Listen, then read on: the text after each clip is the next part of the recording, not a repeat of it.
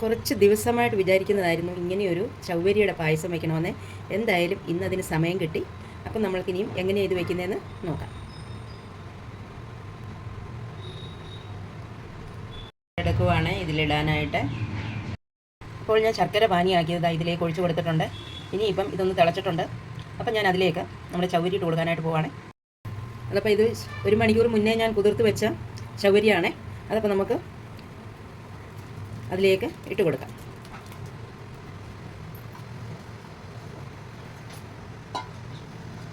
എന്നിട്ട് നമുക്ക് നന്നായിട്ടൊന്ന് ഇളക്കി കൊടുക്കാമേ.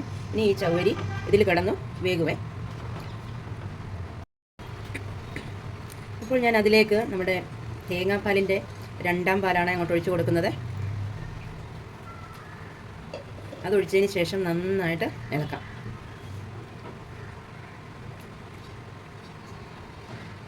ഈ ചവ്വരി 1 മണിക്കൂർ മുന്നേ കുതിർക്കാൻ വെക്കണേ. ഒരു ഗ്ലാസ് ചവ്വരി എടുത്തതിന് ശേഷം അത് ഒരു പ്രാവശ്യം ഒന്ന് കഴുകി കളയണം. കഴുകി കളഞ്ഞിട്ട് ആ ഒരു പാത്രത്തിൽ ആ ചവ്വരിക്ക് നെകക്കെ വെള്ളം ഒഴിച്ചിട്ട് 1 മണിക്കൂർ വെക്കണം. അപ്പോൾ ആ 1 മണിക്കൂർ കഴിയുമ്പോഴേക്കും അതിൻ്റെ വെള്ളമെല്ലാം ഈ ചവ്വരി കുടിച്ചിട്ട് അത് വീർത്ത് വരും. ഈ ചവ്വരി ഇങ്ങനെ അതിന് ശേഷമേ ഉപയോഗിക്കാവൂ.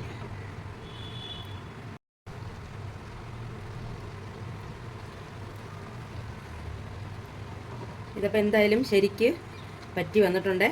നമ്മുടെ ചവ്വരിയും ഒരുവിധം വെന്ത് കഴിഞ്ഞിട്ടുണ്ട്. അപ്പോൾ നമുക്കതിലേക്ക് 1ാം പാലും കൂടെ ഒഴിച്ചു കൊടുക്കാമേ.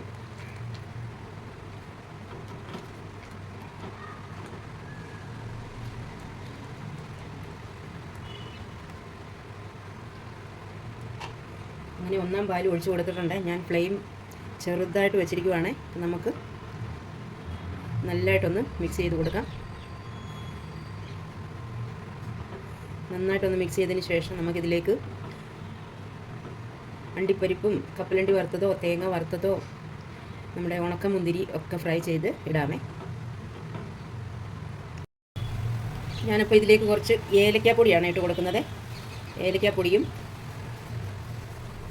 അതിനൊപ്പം കുറച്ച് ജീരകപ്പൊടിയും കൂടെയാണ് ഇട്ട് കൊടുക്കുന്നത് കേട്ടോ. അപ്പോൾ അതൊന്ന് നന്നായിട്ട് നമുക്ക് ഇളക്കിയെടുക്കാം. ഞാൻ കുറച്ച് പാൽ കൂടുതലാണ് ഒഴിച്ചേക്കുന്നത്. കാരണം ഇത് നമ്മളെല്ലാ പണിയും കഴിഞ്ഞ് കഴിഞ്ഞാൽ ചിലപ്പം കട്ടി പിടിക്കും. അപ്പം കുറച്ചൊരു ലൂസായിട്ട് വേണം എടുക്കാനായിട്ട്.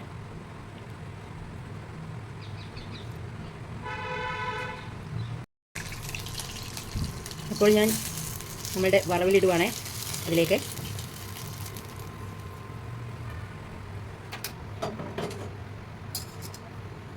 അപ്പോൾ നമ്മളുടെ ചവ്വരി പായസം റെഡി ആയിട്ടുണ്ട് കേട്ടോ.